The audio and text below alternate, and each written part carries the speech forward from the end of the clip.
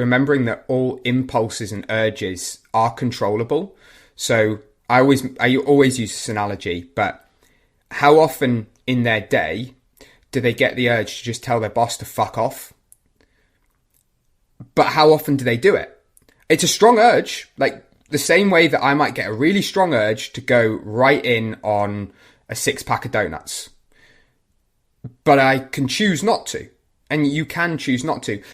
Hello, and welcome to another episode of the Burnt Chef Journal, hosted by myself, Chris Hall, the founder of the Burnt Chef Project.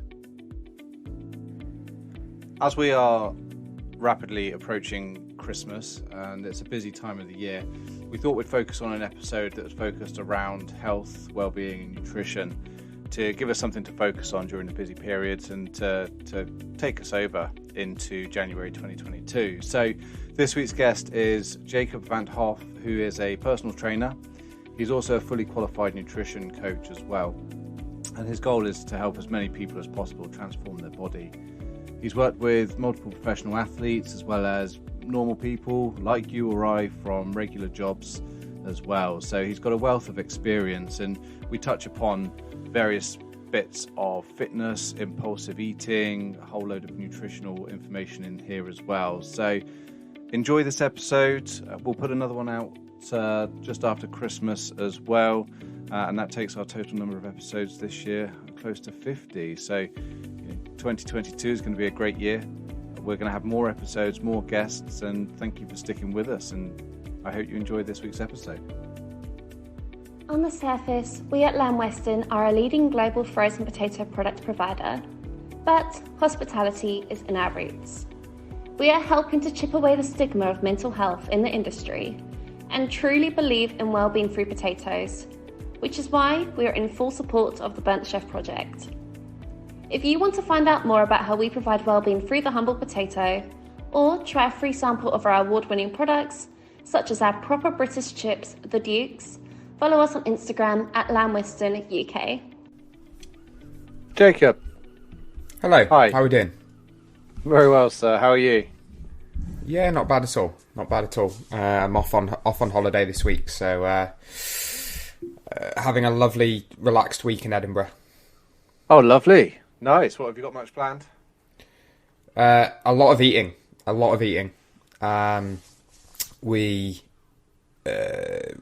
Basically something pretty food related for the majority of the week. You're a foodie at heart then, hey? Massively. It's I would say it probably just about overtakes my passion for fitness and nutrition. I'm a bit obsessive. You could probably talk to me about the UK food scene for hours and hours. Yeah.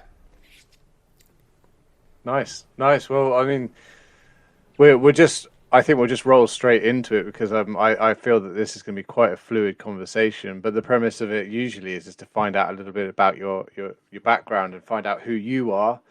But also, I would like to learn more, and I'm sure the listeners would like to learn more about your journey within, working with chefs, within personal fitness, within nutrition, and to try and understand, especially from being a foodie yourself, and trying to understand your work that you've done with individuals in the hospitality trade.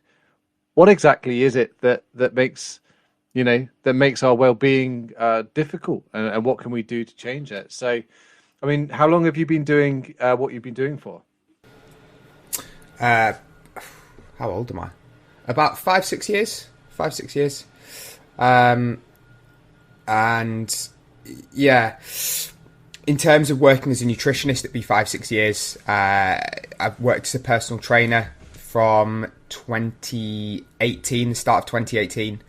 And recently myself and my partner moved to just working remotely with clients. So nothing in person. We manage kind of the bigger picture for our clients, be that their diet, their training.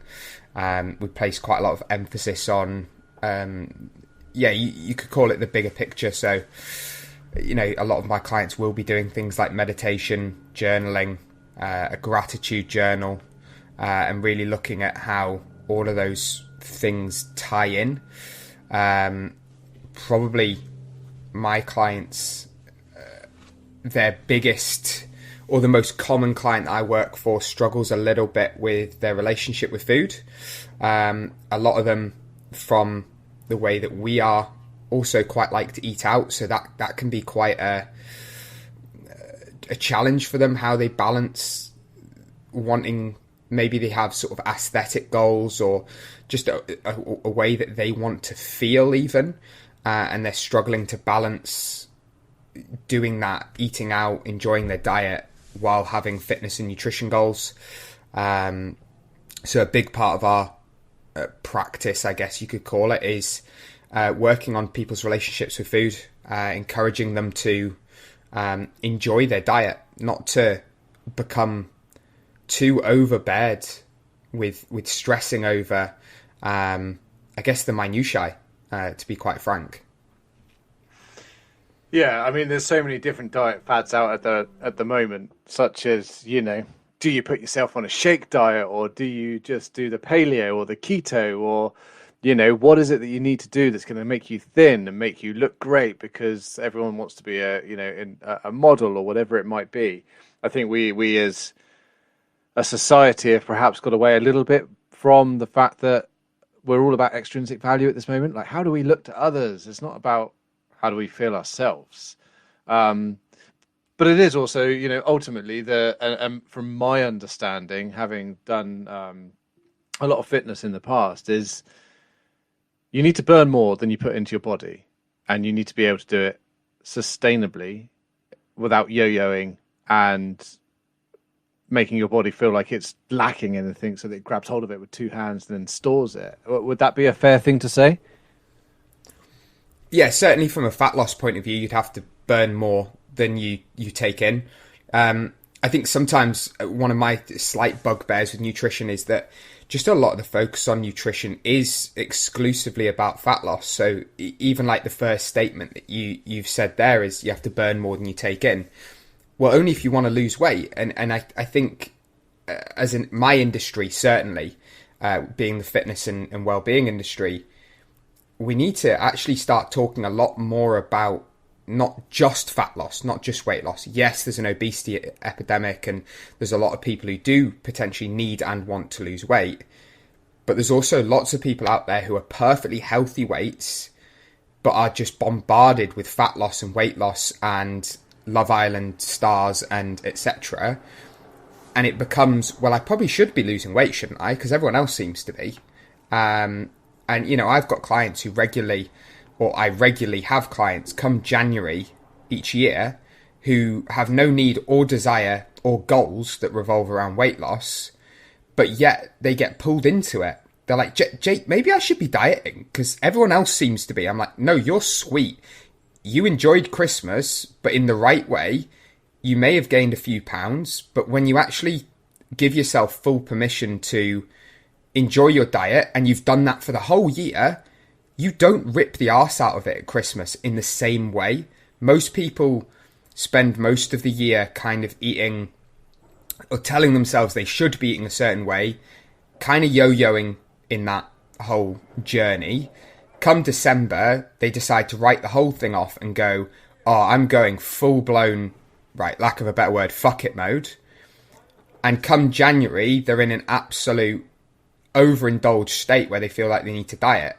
My clients are encouraged to enjoy their diet all year, and subsequently come Christmas, they're like, well, yeah, there is a bit more food, but I'm not restricted. I've been doing this all year. Sure, they eat more over Christmas, but it's not to the same degree. And that's kind of what I like to empower all of my clients to do, is that actual full permission to enjoy your diet and to eat. And shocking as it may be, given that responsibility as an adult, because I think we have to remember that people are adults. I think people have a view of nutritionists and personal trainers that they're gonna, crack the whip and be like, this is how you need to eat now. Like, my relationship with clients is like, you're an adult, I'll give you some guidance and like where maybe ideal would be, but at the end of the day, you have always got a decision over this, and I'm not going to tell you off if you don't do it. And I think that comes back to, when we start talking about the hospitality industry, who am I to tell my clients who work in that industry, who have got up for a 7:30 shift and finished at midnight, that they need to exercise more? If they can balance it on their days off, or if they can make time for it somewhere, great. But I'm not going to lecture them about it on those days, because Christ almighty, like, that's a long shift. Yeah, and there's not just physical exhaustion, but mental exhaustion is quite a big thing, and burnout within our industry is quite huge as well. So, and that's one of the questions that we get asked a lot, is like, we talk about mindfulness, and we talk about the can-do attitude. So that's, communication, activity, being nice to people, discovering new things, and observing your world. So mindfulness, right? And we say that try and fit an hour of this in as a combined thing every single day.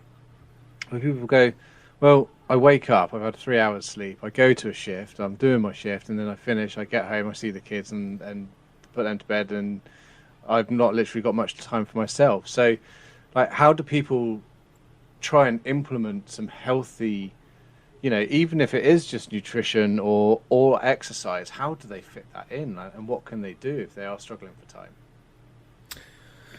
It's really hard. It depends on where they are in their journey, and it does sometimes come down to a sort of a decision point of, I think you'll be the same. I run my own business, and there's moments in my career already, I'm quite young, but there's moments in my career where it's been like, some of the balls have to drop because we've got a lot in the air, and just having that sometimes is the case. I've worked with clients who have opened their own restaurants, and it's all hands on deck and it is almost just a bit of everything else needs to be sacrificed and compromised. And I'm not going to come on this podcast and kind of say, everyone can find time. Some people in your industry, in the hospitality industry, cannot find time other than on their days off. And in that scenario, what I'd be saying is, what can we do on your days off to have a more productive week in general? So are we finishing that last shift by getting absolutely shit-faced and subsequently being written off for 2 days of your 3 days off? If it is 3 days off, it might only be 2. And then only having time to literally get back to not even baseline really, but something that could potentially survive another 5 or 4 days, whichever working week that they're in. So how are we starting that little period of time off? I get it, like, you're going to want to let some steam off, but understanding the knock-on effect of that, and the cumulative effect of weeks after week after week after week of just barely scraping by with energy, that needs to be addressed. How am I actually feeling from doing that? So potentially not starting the days off getting shit-faced. Looking at, does your business that you work for or own give you scope to potentially bring your own food in, if that's, the only way that you're going to get good nutrition? I would personally be saying I've listened to a lot of the Burnt Chef sort of podcasts, and I hope I've interpreted what kind of your purpose is, which is more on a industry and business level to make change than necessarily on an individual level. I'm just going to close this window because there's a bin man having a lot of fun. So in that scenario, can we look at, a little break during prep time for lunch service where people could, grab some food or provide some food, whether that be something like overnight oats or whatever, and then staff meal having some thought behind it. I know I listened to your episode with Sat Baines. I don't imagine that it was super expensive for his business to have taken on to have hired in a consultancy role a nutritionist, even as a one-off consultancy, to give them a run through of, right, what sort of meals can we be making for our staff meal that is going to fuel them with sort of slow release energy and have them not really hitting peaks and troughs, not having lulls, not having to thrive exclusively off adrenaline, caffeine and other substances. And potentially because of that, because they're in a more level zone, are they as wired? Are they as overstimulated by the end of service? Don't get me wrong. Like, I'm not a chef, so I can't say like, oh, maybe it doesn't have to be quite as sort of adrenaline fueled, because I'm sure when shit hits the fan and they're really in a hole during service, everything gets very over sort of stimulating and everything becomes very adrenaline fueled. And subsequently, yeah, it's going to tie into their sleep later that night. I'm rushing ahead a little bit, but I know one of the issues obviously is going to be that a lot of chefs are just really overstimulated by the end of their shifts, and subsequently the amount of sleep they get is piss poor. And subsequently, if they're trying to get if they could get up early and do some exercise, for example, they just won't, because they've not been able to sleep for 3 hours after they got home. Well, I mean, for someone that's not in the industry, have you worked in hospitality at all during your? Not in any way, shape, or form. But like I say, a couple of my clients own restaurants, and friends own restaurants and are in hospitality. And I am pretty obsessive, Chris. Pretty obsessive. I love food. I love eating out. I'm actually a little bit obsessed with the hospitality industry in general. I find the whole thing fascinating. I find what goes into making a top restaurant or, delivering a top meal, absolutely fascinating. The training where people have cut their teeth and how that's impacted their style of food and all that stuff. Like, my partner will say to me, I've heard of this restaurant, and be like, oh, the chef there's X and they trained under blah, blah, blah, and that's why their style of food is like this. And she's like, you're not okay. You're not okay at all. It's good though. Like, I think that's... So I was having a conversation today with a friend, and he said to me, the role of the Burn Chef project is to turn an industry into a profession. And so rather than us talking about being in the hold of this industry that churns us in and puts us out, it's a profession. And to hear members of the public and people who are experiencing the pride and the passion that we put out onto the plates or in our drinks or in our service, and actually actively taking an interest in that, means that there's many people out there who would be like, Jake, come and eat at our restaurant, because we would love to have that appreciation, and that you actually taken not just the time to turn up and to enjoy it, but to learn about like what's going on as well. It is a fantastic profession. I'm not going to use the word industry from this point forward. It's a fantastic profession, and it's full of diverse and creative people. But as you say, in this environment, we get in the grip. And the grip is where our stress levels are elevated. Whether that is, whether you have a great work-life balance in hospitality and you're doing 4 days and 3 days off, you've got a great employer, there's no getting away from the fact that stress is prevalent within this trade because of the demands on time and control and all the other stuff that's going on. There's a lot of moving plates.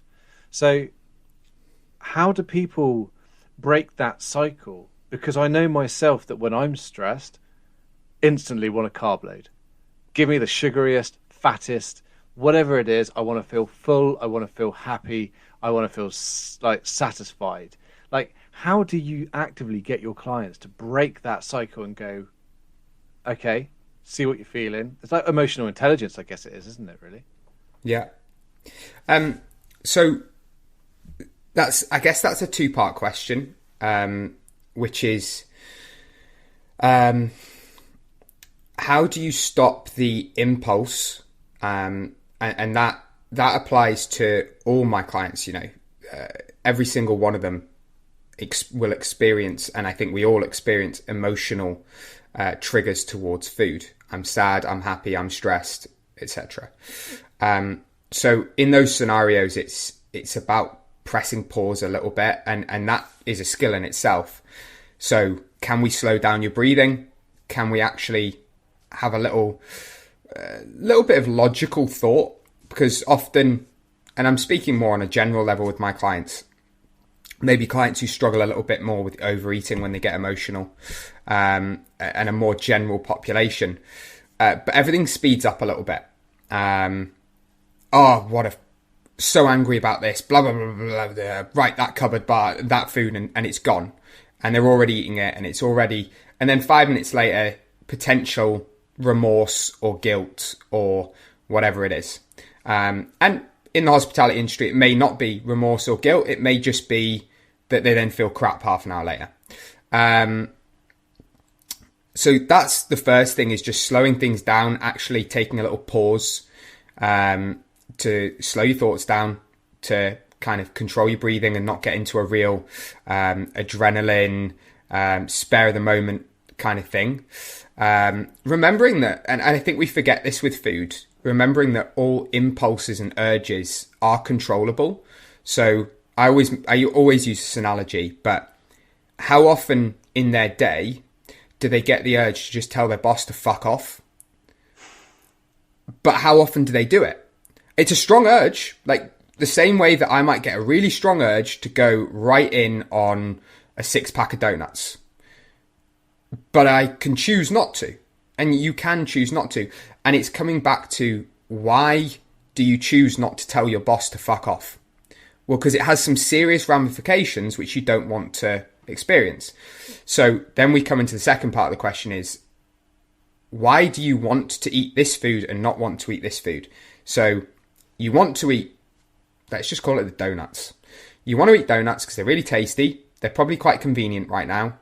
And, they're really tasty. They're probably going to make you feel really good as you eat them, because you're going to get like a dopamine hit. So how can we shift to, I don't want to eat the donuts and I do want to eat this thing, I don't know, staff meal or some food that you've prepared, or I'm going to nip to the supermarket and get something that's convenient too, but maybe is going to be slightly better than if I ate the donuts. Well, I do want to eat these because they make me feel better, and the knock-on effect of that is X and X and X and X. And, it's not an easy sell. It isn't an easy sell. Eat the slightly less enjoyable food that maybe takes more effort and, maybe even more expensive. That's the reality of eating well, is often it takes more time, it doesn't taste quite as good, and it's more expensive. That's a really hard sell. But ultimately, cumulatively, I function better. I'm in a better mood, which means that I don't get angry at other people, which means that because I don't get angry at them, they don't get angry at me, which means my life goes better. There's a really funny, I don't know what the clip's from, but it's like something about, and it's a little bit contrary to what you've just said in terms of craving carbs, but it's, I eat carbs because they make me happy. And when I'm happy, I'm nice. And when I'm nice to other people, they're nice to me. And when they're nice to me, I'm happy. And it's like a recurring thing. It's about like, low carb diets typically make people pretty miserable. So, and I guess that's a good place, just to kind of pick up a little bit is, carbs don't have to be a bad thing. I think carbs can get really demonized, in terms of, certainly the nutrition industry. I would say they're what I would call less evidence-based nutrition industry right now.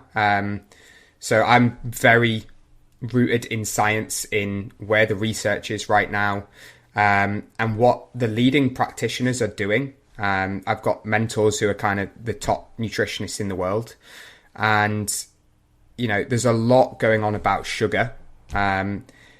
And so I'm going to say two slightly contradictory statements here, which is that, firstly, sugar is not inherently bad and we shouldn't be petrified of it. The the way it's broken down in our body is very similar, whether it's an apple or whether it's some gummy candy. Apple's probably a bad example because it's more fructose. And fructose is actually inherently worse than glucose. But that, again, a separate matter. So if you just looked at the chemical composition of an apple in terms of the sugar, it's technically worse than gummy candy, right? It's not inherently bad. Like, I don't have meltdowns every time that I eat apples, bananas, or gummy sweets, or any of them.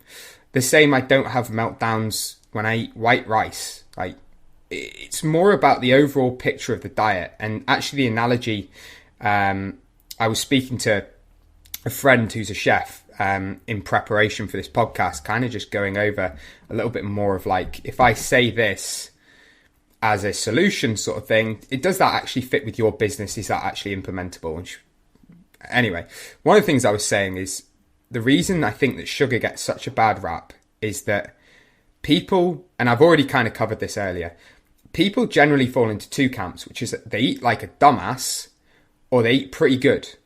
And when they're eating pretty good, they eat a lot less sugar. And when they eat like a dumbass, they eat almost nothing but sugar. So you feel crap when you eat lots of sugar and processed foods and etc., etc. And you feel pretty good when you're eating loads of whole foods.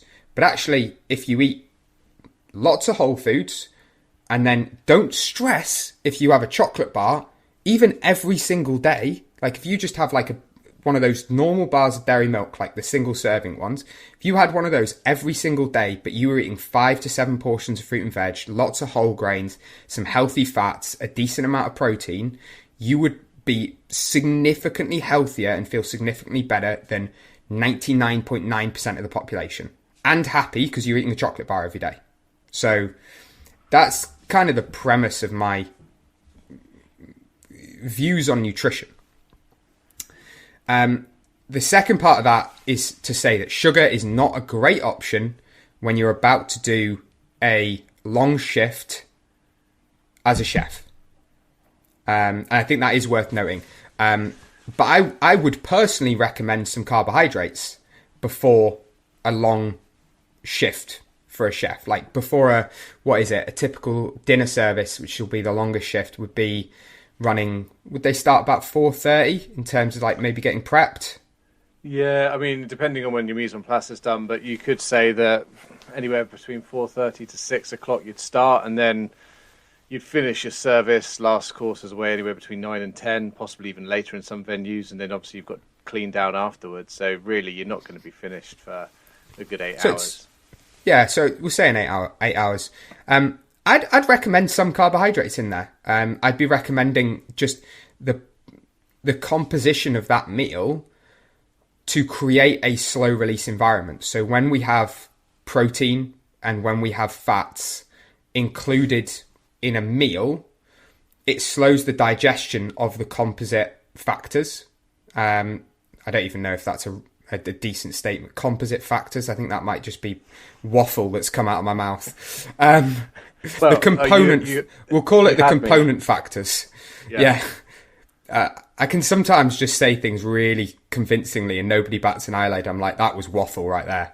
That's life. That's life. But so say you have even white rice, so something that's typically seen as pretty average from a nutritional point of view. If that had some fats with it and some protein and some vegetables, that turns into a pretty slow release meal. I'd be quite surprised if someone had a, small to medium amount of rice with something that contains some protein, some fats, some vegetables, and enough of that food subsequently from like a caloric point of view and just a volume point of view to fill them up. I'd be surprised if they were flagging by the end of a shift, and maybe that's, I think Sat spoke a lot on the podcast about nutrition. I think he has more of a bias towards a low carb, high fat diet. And kind of as you said at the start of this podcast, everyone has their views on nutrition, and what works for one person might not work for another person.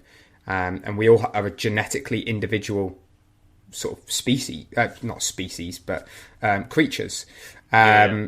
So finding I function pretty good on a high fat diet, but the majority of my clients don't.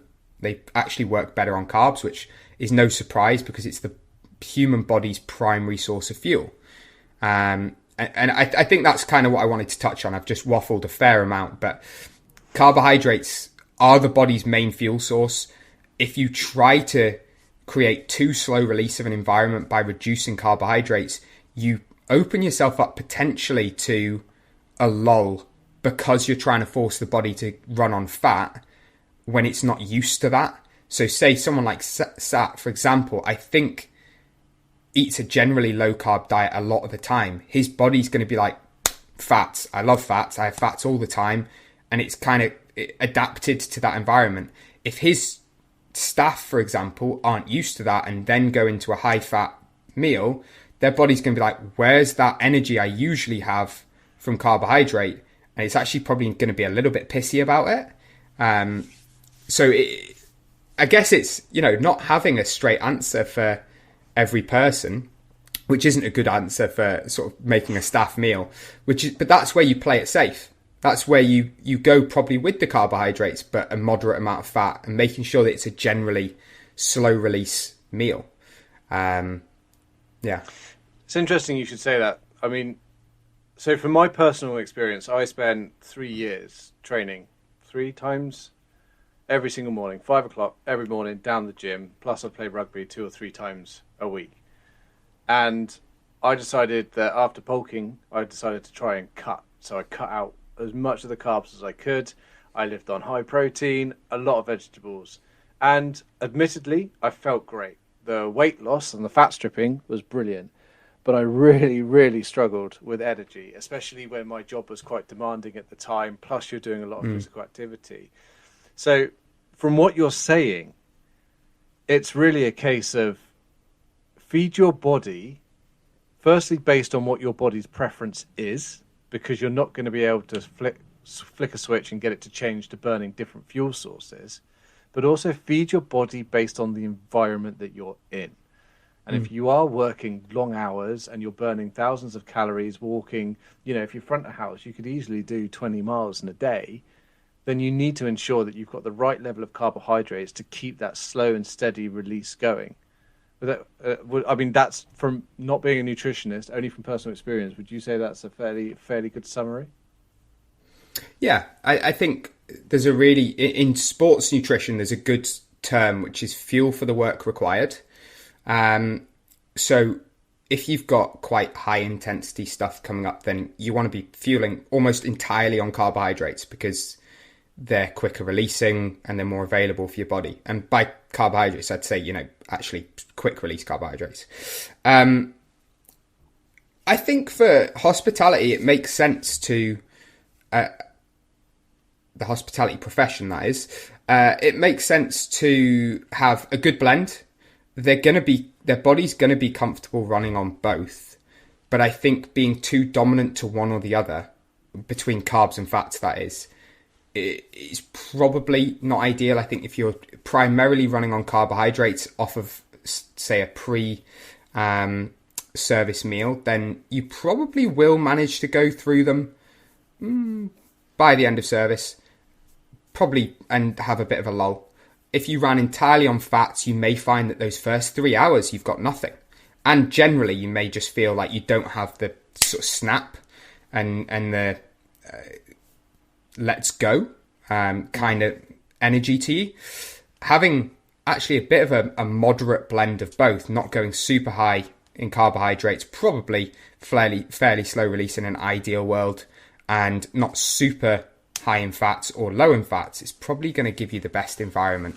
And again, protein being fairly slow releasing as well, and satiating, because the last thing you want is members of staff, because it can become psychological. If you're hungry, then you're more likely to feel like you're flagging. If you're not hungry, then you can probably power through. I think we've all had those moments where you've been so busy and so almost like adrenaline fueled that you've just gone, and you don't even notice that you could do with some food, and you're not hungry and you're not flagging, but give you 5 minutes to have a little chill, and you're like, whoa, I'm quite hungry actually. And then suddenly the lull comes. And it's almost that psychological of like, I now feel hungry and therefore I should probably be tired. And your mind can trick your body in both directions, sort of thing. It's also, it's a great point, but it is also biological. And this is what I think that people who are listening to this need to understand, is that when cortisol and stress is flooding your body, your stomach actually shuts down. There are part of your body that shuts down to reserve energy so that you can run the fuck away from that threat, or you can attack it. And that's all that stress is. And our bodies are machines designed to give us optimum performance in that moment based on the environment. That's what we are. We're just carbon life forms. You take all the bullshit away. That's what we are. So when you don't feel hungry during service, it's not usually because, oh, you've tried this or you've tasted that. It's because your body's in a high state of stress. And so what you're saying is, as soon as your body starts to recover and everything starts to normalize a little bit, that's when all of a sudden your stomach wakes up and goes, oh, fuck, I'm hungry. And then it goes, oh, wait, I haven't got any energy. Yeah, massively. So, like, you know, I know it's really, really common for chefs and front of house to have major munchies post-service. Like, get home, eat an absolute boatload of crap, basically. And I see it with my clients as well. It's something that I have to sort of smack out of them. I'll have clients who say, yeah, I didn't actually eat anything until 5 p.m. because I sat down at my desk and I just went for the day. I'm like, yeah, but what did you eat at 5 p.m.? Because I'm not really seeing that you dropped a boatload of weight this week or body fat. So I'm assuming that you ate some really fucking bad shit from 5 p.m. onwards. And they probably did, because you've just gone from huge cortisol, fight or flight, for the whole day, running off caffeine, so we're extra stimulated, to, like, obviously, so a massive hunger deficit, essentially, or calorie deficit. You've been stressed the whole day, so we've probably worn down sort of willpower state. And now, finished all this work. Oh, right, yeah, well, I'm definitely going to get a takeaway now. Or I'm going to pop via the kebab shop or whatever it is. So sometimes eating despite not being hungry. So say you might have chefs, for example, who have a break between lunch and dinner service, and they may still be in a high cortisol state. They may not have that drop off massively, and therefore appetite regulation may not be there, or hunger regulation may not be really high. So they might want to go they should, regardless of that, go and eat something. And they should make sure that they are eating something, regardless of whether they feel like it or not. That's right, I've not really eaten anything since breakfast, or even, you know, they may have gone into lunch service without having breakfast even. I need food. Regardless of whether I'm hungry, I need to eat now. And it's probably eating now is going to stop them from eating like a bell end later in the night, basically. Because they've actually eaten okay throughout the day versus their normal. No surprise for someone doing a really high stress service, running on fumes, that they then eat stuff that's going to have them feeling pretty bad the next day. Yeah, especially as your body starts to use it and digest it, or like if it is, you know, for me, my go-to is a pizza. You know, if I've had a busy day, I can't be bothered to cook because either A, I've been cooking, or B, it's just been too busy. So I'll go for pizza because why? Oh, it's easy. I can eat it in the morning as well. So not only are you eating it at night, but you wake up for breakfast, you're having pizza. And no wonder you find that next service. And so you're self-perpetuating. But talk to me a little bit, Jake, as well, because one thing we haven't mentioned is the relationship between alcohol, not just on our physical performance and our health, but also on our mental health. How much of a thing is that with your clients? It's pretty big, and I have to be really careful personally. That I don't sort of perpetuate my bias onto my clients, which is that alcohol doesn't make me feel good, and I'm actually a very happy drunk. Like, I don't have any issues with anything like that. but I have a great time when I drink. But I don't sleep well, and I generally get sort of the higher anxiety, more depressive state, etc., from when I drink. So I am not quite teetotal, but I don't drink much. And it's not really to do with, I'm a nutritionist, a personal trainer, all that stuff. Early on, I restricted it a little bit more from a body composition point of view and performance point of view. And then I think my body got more sensitive to alcohol by drinking it less often, and started throwing its toys out the pram a little bit more when I did drink. And subsequently, so I think I basically turned myself into like a mid-30s kind of person in like my mid-20s.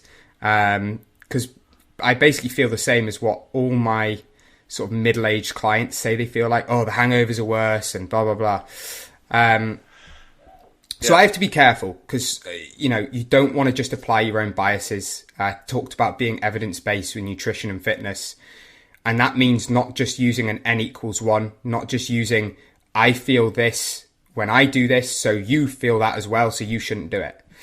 But as a general rule, clients that drink a lot tend to struggle more with their mental health, and clients that drink moderately do notice a difference from a energy level point of view, from a I guess, so when they drink versus when they don't, they will report that they notice the difference from a mental health point of view, anxiety, depression, food choices as well. But sleep's probably the biggest one. We are quite hot on sleep as a company, and it's probably just the thing that takes the biggest hammering. And I wonder how much of the effects of alcohol are actually due to this sleep deficit that we create. So even if you drink enough to knock yourself out for the night, we know that quality of sleep is seriously poor.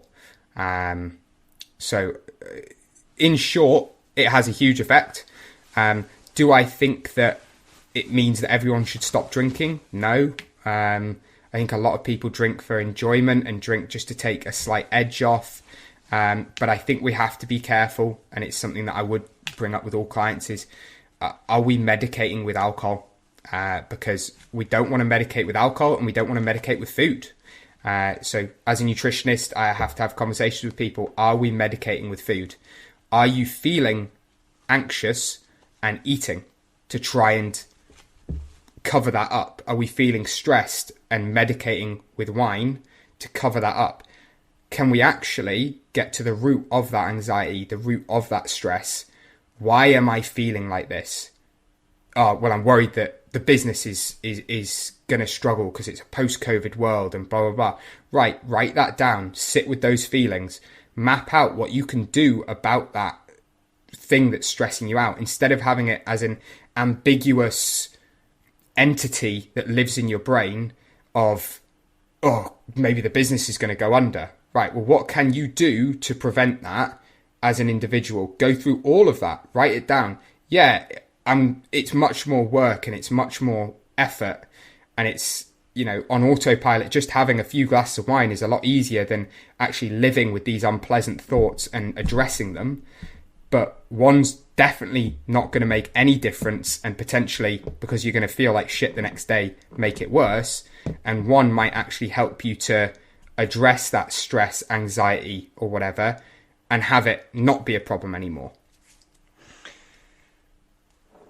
What you're saying is really resonating with me at this moment in time, because within the space of 2 weeks, I have gone from what I perceived to be thriving and having a good handle on everything to probably the darkest mood in terms of just general emotion and desire and discipline that I've had since I was perhaps in my late teens when I had depression. And the scary thing about that is that I can recognize exactly what's going on at this moment in time. it's happened within a very short period of time because I feel like I'm out of control at this moment in time. There's so many things that's going on outside that has just taken a lot of energy. But the interesting thing for me is the effort that I have to put in just to have that level of discipline to say, do you know what, today I'm going to go for a 20-minute walk, and actually dragging my brain and my body out of bed to go for that walk, and then making a conscious decision not to chow down on, a burger or on a donut that's quick and easy accessible, but having something like, what I was eating a couple of weeks ago, which was like broccoli and carrots and peppers and a bit of corn, those chicken chunk corn things. I mean, it's almost blasphemy in our industry to say that, but they hold on to flavor so well and they fill you up.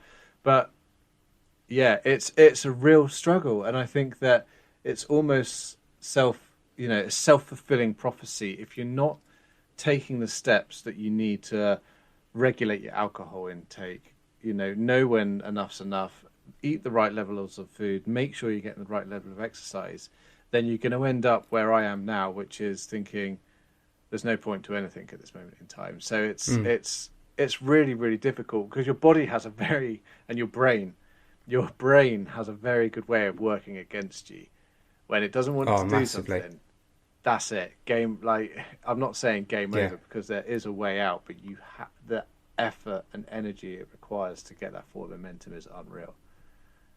Yeah, I mean, and I think as a society we have to understand mental health better. My mum's a psychotherapist, counsellor, and when she started branching into that, I was maybe 16, and my impression of mental health was toughen the fuck up, and that was it.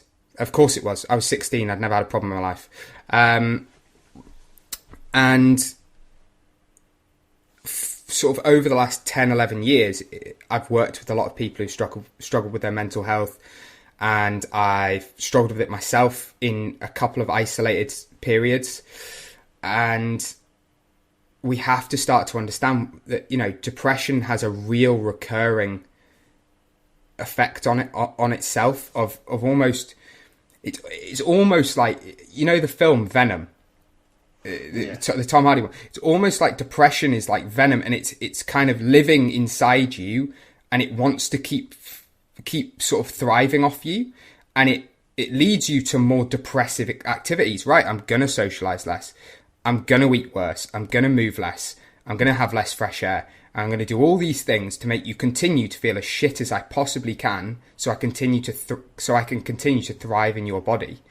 And I think as a society, we don't understand that enough, and how hard it is to break that, and how amazing it is when someone is fighting against those things and actively taking those steps. So you saying, you're pushing yourself, using all the sort of energy and willpower you have to do these things that are going to help sort of reduce those depressive symptoms is amazing, because it's so difficult.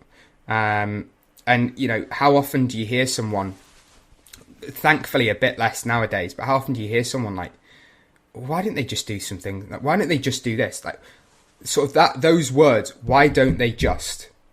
Because it's really fucking hard. That's why. Yeah. When everything is in your body, your motivation, your drive, just your very thought process is hampered, and it's like someone's put their foot on your head and they're forcing you down into the ground. And I haven't felt like this. I mean, I talk a lot about mental health, and I talk about my own experiences, and I've had different mental health issues over the years, but I haven't felt a level of depression like this for quite a long period of time. But on a positive note, one thing that I did find worked really well for me is I jumped on my road bike last night. I made up every excuse in the book not to go. I had more work. I did 12 hours working yesterday. I had a load of other stuff going on as well. And I went out for a 45-minute, I think it was only a 10-mile ride on the bike. I say only, that sorry, that's not to compare me to anyone else, but for me, that was, a mediocre ride. But I made a recording of my voice. I'd spoken to someone on WhatsApp, made a recording before I went on my ride, made a recording to someone else when I came back. And someone listened to both those recordings and they said it was two different people. One person was very, subdued. There was no life in your voice. You were very beaten. That was it. It was like the end of the world. Then you go away on a bike ride, you do some exercise, you get those, serotonin running through your body and your endorphins going. And you felt like you had a fire in your hand and, you were ready to go. And this isn't to say to anyone, like, if you're feeling depressed right now, you're struggling with high levels of stress, just get off your ass and go, because it's not that easy. I get it. I'm there. I understand. And I've been there a number of times.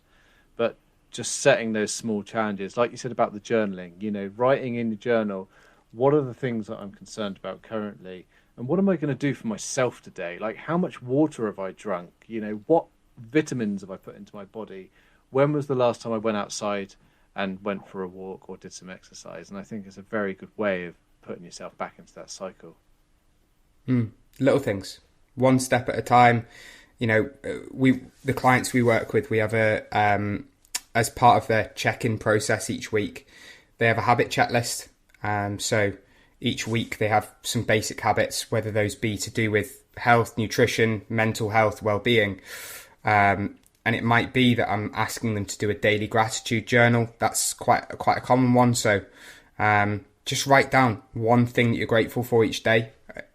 And the cumulative effect of that, really basic task. And then it might, sorry, going off topic, but little things. So like a gratitude journal, have a little keep track of how much water you're drinking, and get outside once per day. So I've had clients who have gone through depression and they might have 3 simple tasks like that for the week.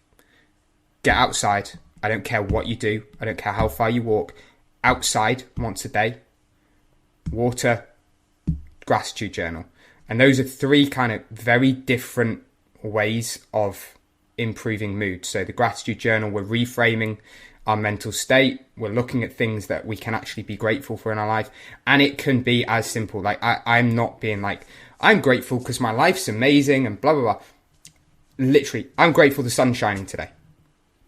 I'm grateful that my dog is the most happy-go-lucky little thing in the world, or whatever. Super basic. I'm grateful that my package that I wanted to get delivered today actually got delivered today. It can be so simple. The water, probably looking at things from more of like a biological standpoint, that your body has the raw materials it needs to thrive. And then fresh air. We know that that's going to take you into more of a parasympathetic state. And that fresh air is just generally really good for us. Probably going to reset circadian rhythm and things like that. If you've ever, I don't know about you, but I've watched a lot of TED Talks in my time. And there's one by a guy named Daniel Amen who scanned 83,000 brains with an X-ray, or an MRI, sorry. And the reason he did that was because he trained as a psychologist, and then he got called up for service when he was much younger, and then wanted to do something, so he became an X-ray. And he thought, I would wonder whether or not anyone's ever scanned brains before. So he started scanning brains, and one thing that he found that was so very interesting was that people who experience mental health issues actually have changes, physical changes to their brain. And by scanning or having an MRI of the brain, this particular individual, Daniel Amen, can recognize what type of mental illness you're experiencing. So doing the things that you're saying, they're no immediate quick fixes, but you have to have a starting platform, and doing these small little changes and gradually building them up will start to change, like physically change the way in which your brain works and get you back onto more even keel. So it's great advice, Jake, and I'm sure a lot of people will benefit from that. In terms of your experience, having worked with people with hospitality, is there anything else that you think that at this moment in time we, whether it's the fact that we're coming out of COVID and a lot of our bodies aren't used to this high level of stress and activity, or it's something that you see quite commonly, is there anything else that you think would benefit our listeners? I think we have to look at things from like a two perspective, which is a business responsibility and a individual responsibility. So there's lots of things that individuals can do, whether it be making their own food, prioritizing some time for exercise if they possibly can, or on days that they're off, and making the most of those days off, probably not just involving getting smashed and maybe going out for food. I know a lot of, like, obviously eating out is going to be a massive part of someone who works in the hospitality industry's lives, but making time for things that are going to make them feel good and potentially be in a better place from a health point of view, so exercise, diet, etc. And from a business point of view, looking at what is the day-to-day sort of function of your staff looking like? Are you getting them to go from lunch service to dinner service too quickly? Are they getting a time to go back into a rest and relaxation state for just a little bit of time to bring them back down? And are they getting time to eat some good food and to actually go into that next service in a good place? Is that possible for your business? And if it's not right now, can you make changes for that? So someone I was speaking to yesterday, we were talking, and I know, Chris, that you're aware of the hospitality bullshit page. It's something that's quite close to me living in Edinburgh because of the individual who's been most prominent on it. And what we were talking about is that actually sticking your head above the parapet in the hospitality industry is very difficult. There is a very, this is how it's done and this is how we do it and this is how it's been done. And the speed and stress involved in the industry makes it very hard to stick your head above the parapet and go, wait a second, is what we're doing right? Are we looking after our staff? Are we doing the right things? And this lady was saying, she has her own restaurants, that, COVID gave them a chance to have a little look at some of the things they were doing and maybe have some different hours, and that they'd been inspired by listening to your podcast and hearing what some people were doing. And that, rightly or wrongly as well, the hospitality bullshit page was, for her and for others, giving them a right kick up the arse to go, actually, that could be business game over if things aren't handled the right way and then they're spun in a certain direction on a public forum. And it made her stop and go, am I looking after my staff? Am I stimulating them in the right way? Are they getting enough time? And it was as simple as, they're a 4-day week and it's a long day, those 4 days. And it's as simple as saying, we've got this stuff in, some yogurts and some fruit to have in between the mise en place in the morning before lunch service. And, help yourself. They're provided, like we're providing them for you. Take your time to eat them in this sort of, I say take your time, but we've got 5 or 10 minutes, don't wolf it while still continuing chopping a carrot or whatever. And then really actually starting to pay a bit more attention to their staff meal before dinner service.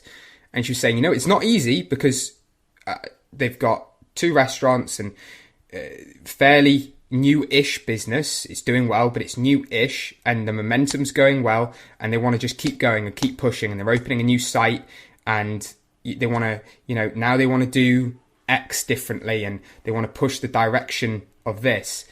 And how much energy does that take? And then stopping and going, actually, this thing that has on paper no business like return on investment on paper, spend more time on staff meal.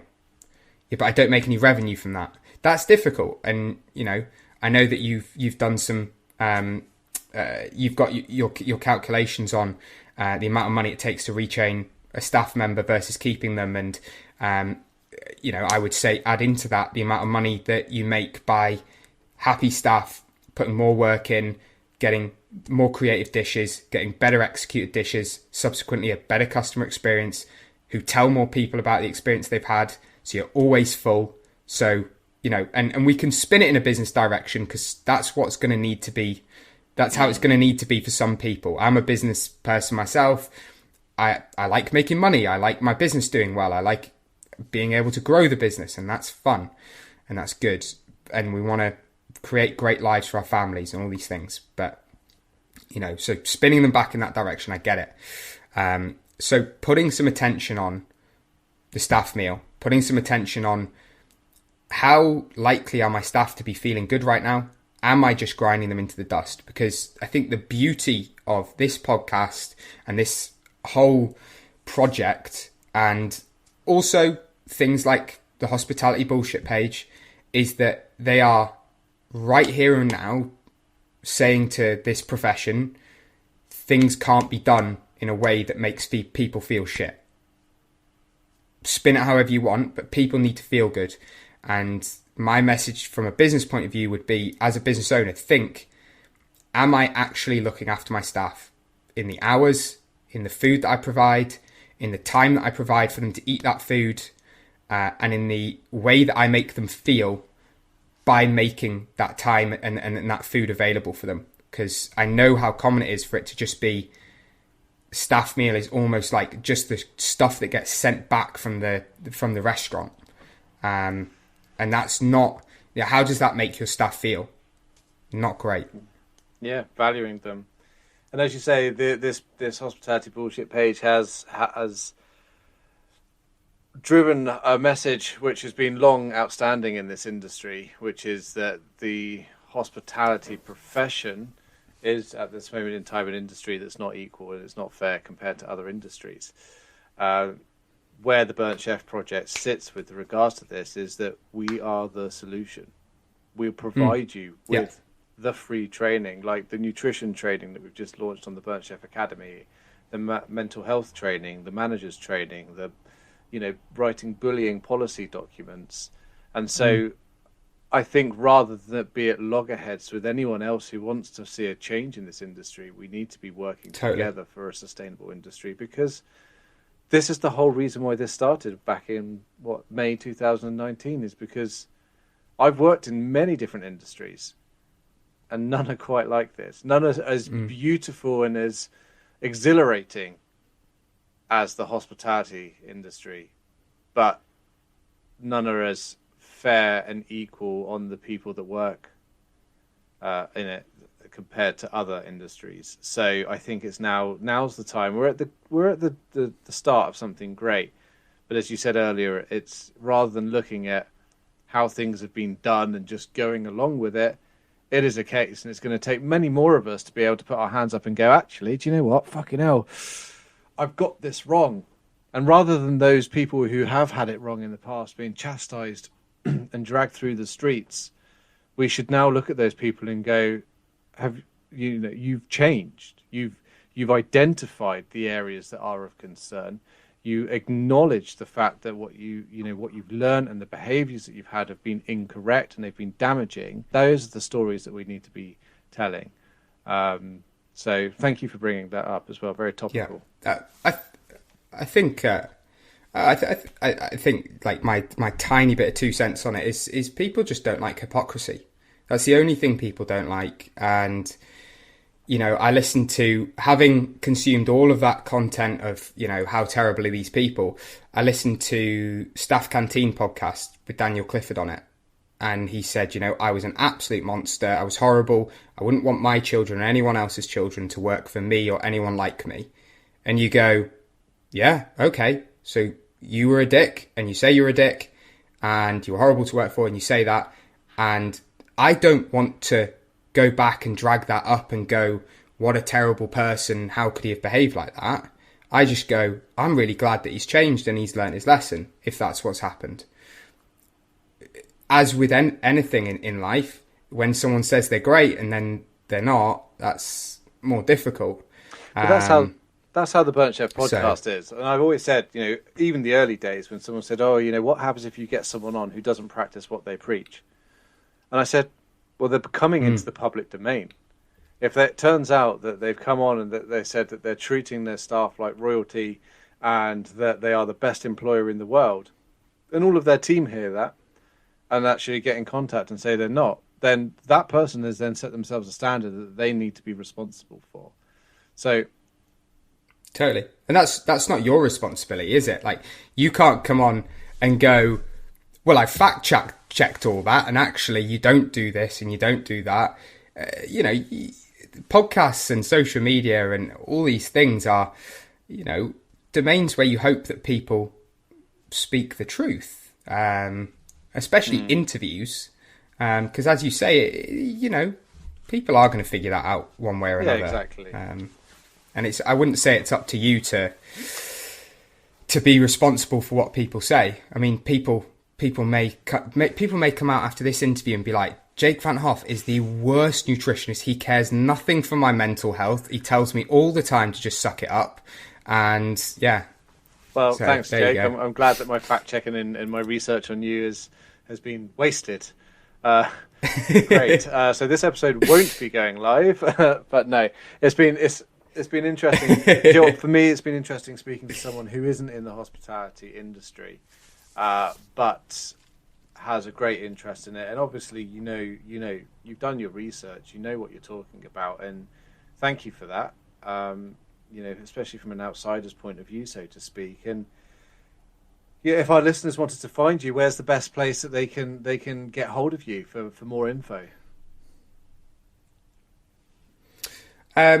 So my Instagram is very much, driven towards what I do, and I guess my own fitness and nutrition journey as well. And that's Jake at Beyond Fitness Coaching. Or, no, that's my email. My bad. Jake _Beyond Fitness Coaching. And my email is Jacob at beyondfitnesscoaching.co.uk. If anyone wanted to pop me a message and even just ask anything about their own business, I'd be happy to chat to them, or their own experience as an individual even. I'd be more than happy to chat to them. That'd be great. Thank you, mate. I mean, we're at the cusp of a radical change in this industry where it's about to get a whole lot better, I think, once we get through this transition phase. So, do use Jake. If you liked what you've heard today and you want to learn more, then use Jake. Check out the Academy. There's information on there as well, and design something that's new and innovative, and that's designed to focus on your team as the greatest asset within your business. So, Jake, thanks very much for joining us today. Cheers. Thanks very much for having me. Thanks again for listening to another episode of the Burnt Chef Journal. If you haven't yet checked out the Burnt Chef Project website, then please head over to www.theburnchefproject.com. You'll find a whole host of resources, free access to our training app, as well as free support services, blog posts, our merchandise store, and also our ambassadors who are there to support you when you need it. Thanks again for joining us this week, and I'll see you again soon.